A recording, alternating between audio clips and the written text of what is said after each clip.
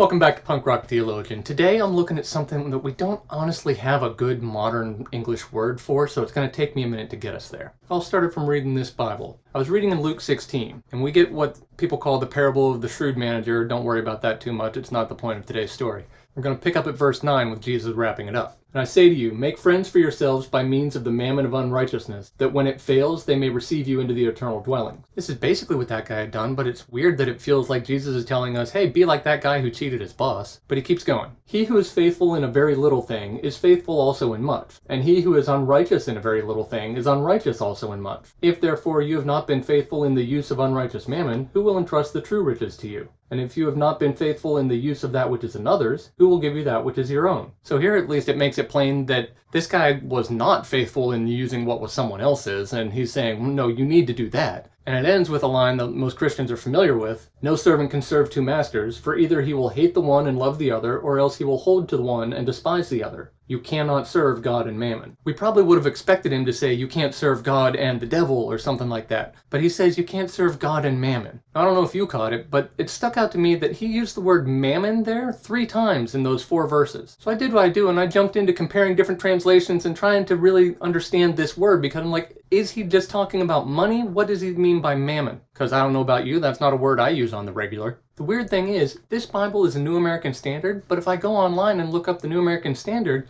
it doesn't say mammon. It says unrighteous wealth or the wealth of unrighteousness in the different verses. And all the modern translations I'm looking at say things like either wealth or greed or worldly wealth or unrighteous wealth. Nobody's using the word mammon other than like King James. Like I said, mammon isn't a word we really use anymore, so they're probably making the change based on that. But the idea is, are we interpreting that word right? When Jesus said mammon, did he just mean wealth? So that sent me down my little nerd rabbit trail of what is mammon? What did mammon mean when Jesus said it? What was he talking about? Not surprisingly, most of the things you find if you look up the word mammon just say that, oh, it's money, and sometimes they'll say it's like unrighteous wealth, unrighteous money, which I'm not sure what unrighteous wealth means. I suppose money you get from robbing someone is unrighteous compared to money that you earn by hard work. I could give you that one, but that's not the context of what Jesus was talking about. And it's certainly weird for him to say, like, the primary competitor for your heart that's going to pull you away from God is unrighteous wealth. So basically, I wasn't satisfied with that answer, and I kept digging and trying to find older answers. Turns out the name Mammon actually tracks back to an ancient god that was affiliated with money, but not really money per se. It's craving money, and not even just in a greed sense, but feeling like you need money. This is kind of carried out by 1 Timothy 6:10, that people often misquote in saying that money is the root of all evil, but it really says the love of money is the root of all kinds of evil. That's getting us closer to the idea of what mammon is. But let's look at the rest of that verse. It says, some people, craving money, have wandered from the true faith and pierced themselves with many sorrows. That's what the ancient worship of a god mammon was about. This is the thing that's going to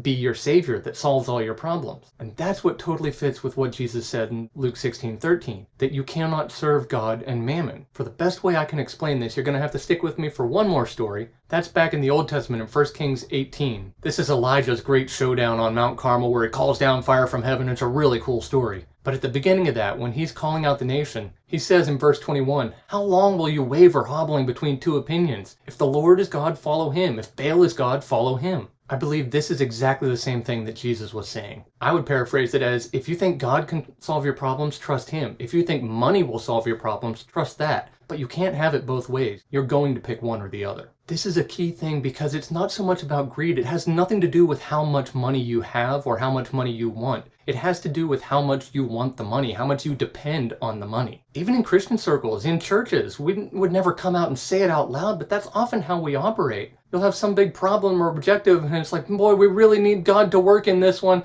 Or we could use a lot of money. If somebody would just write us a check for $10 million, we could take care of it. And if you think money can solve your problems, then you're not trusting God, you're trusting it. That's why Jesus warned us that it's the biggest competitor for your heart, because it's so deceptive and alluring. He isn't telling us that money is inherently evil, but that it's inherently attractive, and that we're going to want that because we see what money can do. And it is so deceptively alluring to think that that's the thing we need. And whatever you believe in, whatever you think is the thing that's going to solve all your problems, you always want more of it. That's why it's a competitor for your heart. And that's why Jesus said, you cannot serve God and serve mammon. You cannot trust trust God as your provider and trust that money is your problem solver. Deep down at your core, you're going to pick one or the other. One of them is going to be your default. Put your trust in Jesus. Recognize him as the provider of all that you need. And you know what? Sometimes that's going to be money. Jesus can provide that too. Just don't let it fool you into trusting it instead of him.